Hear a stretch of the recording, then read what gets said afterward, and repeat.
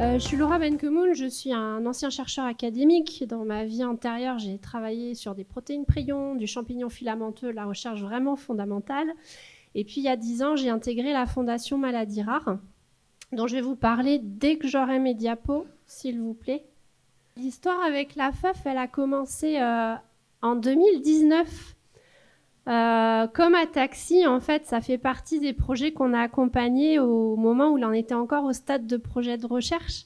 Donc moi, je suis assez émue de voir que ça s'est bien développé, que c'est utilisé. Enfin, ça fait partie des éléments pour nous qui sont super précieux parce qu'on se dit qu'on est utile aussi à notre modeste échelle. Alors voilà, la Fondation Maladies Rares. Donc, super. Donc la Fondation Maladies Rares, en 3 mots, juste pour vous expliquer qui on est. On a été créé en 2012 dans le cadre du 2e plan national maladies rares. Vous savez qu'en France, on a une autre chance, c'est d'avoir des plans nationaux dédiés aux maladies rares. On en a eu 3, on espère incessamment sous peu le 4e. Et dans le cadre du 2e plan, qui mettait vraiment l'accent sur la recherche, a été créée la Fondation comme opérateur de recherche. Alors pour la petite histoire, on a été créé sur décret du ministère, mais sans aucun soutien financier de sa part, ça aurait été trop beau. Si on a vu le jour, c'est grâce au soutien moral et financier de nos 5 membres fondateurs, qui sont l'AFM Téléthon, je vais y arriver. Non, il ne veut pas retourner en arrière. J'ai besoin d'aide, s'il vous plaît. Bah, décidément. Ah, super, merci beaucoup. Je ne vais même pas te tromper de bouton, du coup. Donc, l'AFM Téléthon, l'Alliance Maladies Rares, le consortium d'associations de patients maladies rares en France, l'INSERM, la conférence des directeurs généraux de centres hospitaliers et la conférence des présidents d'universités. On est vraiment né de la volonté conjointe des acteurs associatifs, des acteurs de la recherche et des acteurs du soin. Et nous, on a une mission d'intérêt général qui est d'accélérer la recherche dans les maladies rares. On est une structure privée à but non lucratif. On est ce qu'ils appellent une fondation de coopération scientifique. Alors, tous nos services sont entièrement gratuits, que ce soit pour les chercheurs académiques ou pour les associations de patients. Nos ressources, elles viennent, alors on a un budget annuel d'à peu près 3 millions d'euros par an. Nos ressources, elles viennent de l'AFM Téléthon, qui est un soutien absolument essentiel pour nous. Sans eux, on n'existerait pas. Et l'autre moitié, c'est des partenariats privés. On a tous au sein de la Fondation une casquette de leveur de fonds. Alors, parmi toutes nos actions, je ne vais pas passer à travers toutes. On pourra en discuter au dîner pour ceux qui sont curieux. Mais j'ai fait un focus aujourd'hui sur les actions qu'on propose aux associations de patients. Depuis 2019, on a accompagné un peu plus de 180 associations de patients dans le déploiement de leurs activités en faveur de la recherche. En fait, en 2019, l'Alliance Maladies Rares et la FM Téléthon sont venus nous voir en disant « Écoutez, les assos de patients aussi, elles s'engagent pour la recherche. Elles n'ont parfois pas le temps ou pas le savoir-faire pour s'investir dans la recherche, mais elles ont la volonté, il faudrait que vous les aidiez. » Et c'est ça qu'on a instauré en 2019. Donc, je vous l'ai dit, tous nos services sont gratuits et ils s'adressent à toutes les associations, à tous les parents, à tous les aidants, à tous les malades qui veulent déployer des actions en faveur de la recherche pour les maladies rares. Et ça fait 3 ans maintenant que j'ai le plaisir d'avoir ce poste que je ne changerai pour rien au monde. Alors, la collaboration avec la FAF. Ça a commencé en 2023. Ça fait partie dans la liste des actions qu'on déploie pour les associations de patients. Une des actions, c'est de vous aider à coordonner vos appels à projets de recherche. Un appel à projet, c'est un dispositif extrêmement particulier, périmétré, avec des règles, avec des contraintes sur lesquelles il faut passer du temps. Et en fait, la Fondation Maladies Rares, elle est là vraiment pour gérer et coordonner pour les associations, leur libérer du temps et faire en sorte, alors pour le dire, souvent je dis comme ça en rigolant, mais l'association est décisionnaire et moi je suis les petites mains en fait. C'est-à-dire qu'on travaille pour l'association, mais à chaque étape, vous allez le voir, c'est l'association qui décide. Alors vous allez me dire pourquoi un appel à projet, même si c'est quelque chose dont à la fin vous entendez parler depuis très longtemps. L'idée de cet appel à projet, il est vraiment pour mobiliser la communauté des chercheurs. La mobiliser sur vos besoins non couverts, c'est-à-dire que vous êtes les plus à même de dire qu'est-ce qui manque aujourd'hui en termes de solutions dans l'ataxie de Friedreich. Et puis augmenter l'intérêt de cette communauté qui est quand même assez restreinte. Je regardais encore Il y a quelques milliers de chercheurs sur la taxi de Friedreich, il y en a des centaines de milliers sur Alzheimer, donc on est encore sur une communauté restreinte. L'idée, c'est vraiment d'augmenter l'intérêt de cette communauté des chercheurs pour la taxi de Friedreich. Et puis un autre objectif, c'est détecter les projets en développement. La majorité des chercheurs, quand ils communiquent, alors ils viennent vous voir, mais pas tous, ils communiquent dans des congrès scientifiques, ils publient, mais tout ce qui est un petit peu nouveau, qui n'est pas publié, c'est difficile de le détecter. Un appel à projet, ça peut aussi servir à savoir qui travaille sur quoi en ce moment, et en particulier qui travaille sur la taxi de Friedreich. Et c'est un outil complémentaire du super conseil scientifique que vous avez.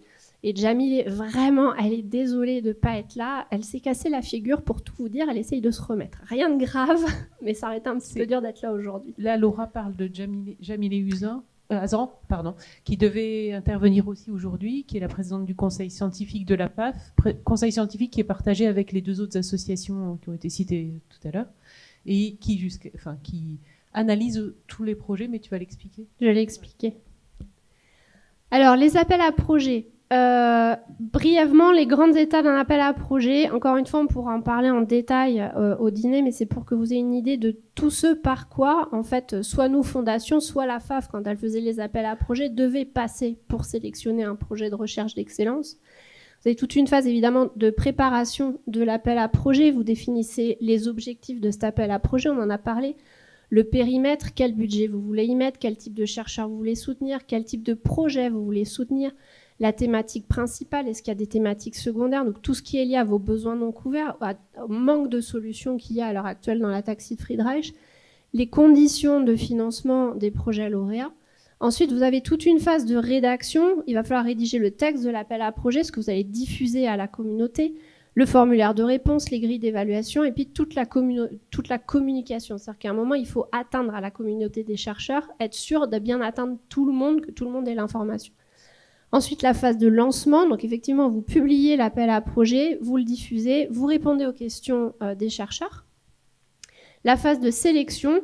Alors maintenant, il y a 3 étapes de sélection. L'éligibilité, s'assurer que le projet il respecte les règles basiques de l'appel à projet, qui ne demandent pas plus que le budget que vous avez prévu, etc., que c'est bien des chercheurs. Bon.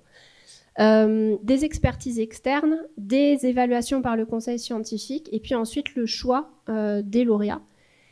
Et puis l'appel à projet, ça ne se termine pas là, parce qu'en fait, là, on choisit les lauréats. Ensuite, il y a le suivi des projets lauréats, s'assurer de qu'est-ce qui se passe au sein de ces projets lauréats, qu'est-ce que les chercheurs font, même si là, je suis ravie, parce que les chercheurs vous font vraiment des retours. Ce n'est pas le cas dans toutes les assos. Alors, au niveau de la préparation, vous avez une implication de l'association et aussi du conseil scientifique, par exemple sur des nouvelles thématiques. C'est ce qui s'est passé cette année. L'appel à projet a été coloré, on dit ça comme ça, on a ajouté de manière un petit peu plus précise une thématique qui était vraiment d'intérêt pour l'association. Au niveau de la rédaction, alors à chaque étape, il y a ce qu'on appelle un go-no-go, c'est-à-dire que l'association a dit à la fondation, ok c'est bon, la préparation, on est prêt, on peut passer à l'étape de rédaction. La rédaction, c'est par votre humble serviteur, donc c'est moi qui m'en suis occupée. Pareil, une fois que la FAF était d'accord sur tous les textes, on est passé à l'étape suivante de lancement. Donc là aussi, c'est la fondation qui s'est occupée de diffuser à toute la communauté. On l'a lancé là le 28 mars, 30 mars, j'ai un doute, fin mars. Mais là, on est dans la phase où on va répondre à toutes les questions des chercheurs, éventuellement les aider à monter les projets pour ceux qui sont intéressés. Dès que la FAF est OK sur les projets qu'on a reçus, nous, on va analyser l'éligibilité et on va faire passer les projets en expertise externe. Donc ça, c'est nouveau. La Fondation s'occupe de trouver 2 experts externes indépendants internationaux par projet pour s'assurer de leur excellence. Et ensuite, ces expertises et les projets sont évalués par votre conseil scientifique. Et à la fin, comme d'habitude, c'est la FAF qui a le dernier mot. Le choix des lauréats, il est fait par l'association. Nous, le conseil scientifique, on est là pour conseiller, pour donner des éléments objectifs de qualité des projets, mais à la fin, c'est l'asso qui fait le choix. Et quand l'asso me dit « c'est bon, on a la liste des lauréats », la fondation va s'occuper de tout ce qui est le suivi administratif, financier et scientifique des projets. Alors en termes de délai, de façon très brève, la préparation, il faut compter à peu près 2 mois, la rédaction 1 mois, alors rédaction plus aller-retour avec l'asso, Le lancement, on laisse toujours 2 mois minimum aux chercheurs pour pouvoir répondre, le temps qu'ils produisent un projet de qualité et qu'ils l'envoient. La sélection, ça prend à peu près 3 mois parce que la recherche d'experts externes, c'est très précieux, mais c'est très chronophage. Et puis ensuite, il y a le suivi du projet. Alors souvent, c'est très frustrant, mais ça prend à peu près 3 mois pour que les conventions avec les chercheurs soient signées. Et ensuite, c'est des projets de 18 à 24 mois. Donc là, c'était juste pour vous montrer que c'est des délais qui sont longs. Ça peut paraître frustrant parfois, mais c'est le seul moyen d'avoir un process de qualité. Alors, en termes de cadre, 2 diapos et après j'ai fini. Il y a une convention qui cadre le partenariat entre la Fondation Maladies Rares et l'association AFAF. Elle cadre notre interaction, elle spécifie nos droits et nos devoirs, donc tout ce qui est budget, durée, thème, les contreparties, la propriété intellectuelle, parce qu'il faut savoir que l'AFAF, c'est pas parce qu'on finance des projets qu'on a un droit de propriété intellectuelle dessus, donc tout ça c'est cadré. Et tout ce qu'on discute, toutes les demandes que vous avez, par exemple en termes de contrepartie, d'être cité dans les publications des chercheurs pour faire rayonner l'association, c'est répercuté dans une convention de subvention, du coup, dont moi je m'occupe avec les projets lauréats, qui cadre la réalisation du projet et qui spécifie les droits et les devoirs de la Fondation et du chercheur. Un dernier sujet, parce que je pense que ça va être d'actualité, c'est l'indépendance en fait des acteurs impliqués. Il y a beaucoup d'acteurs impliqués, il y a le conseil d'administration, le conseil scientifique, les chercheurs, la Fondation. Il y a une question toujours récurrente dans les appels à projets, et en particulier chez vous, je l'ai partagée parce qu'on en a beaucoup parlé ces derniers temps, c'est comment est-ce qu'on reste objectif quand nos propres intérêts sont en jeu. Un appel à projet, un processus comme celui-là, c'est on va dire un subtil équilibre entre des intérêts personnels et l'intérêt collectif. Vous avez tous une expertise hyper précieuse. Vous avez tous des besoins non couverts à exprimer qu'il faut garder, mais qu'il faut équilibrer aussi avec les besoins non couverts de la communauté, la faisabilité des projets, l'excellence scientifique. Parce que l'objectif, à la fin, c'est de financer des projets qui sont faisables, qui sont excellents et qui vont répondre aux besoins du plus grand nombre.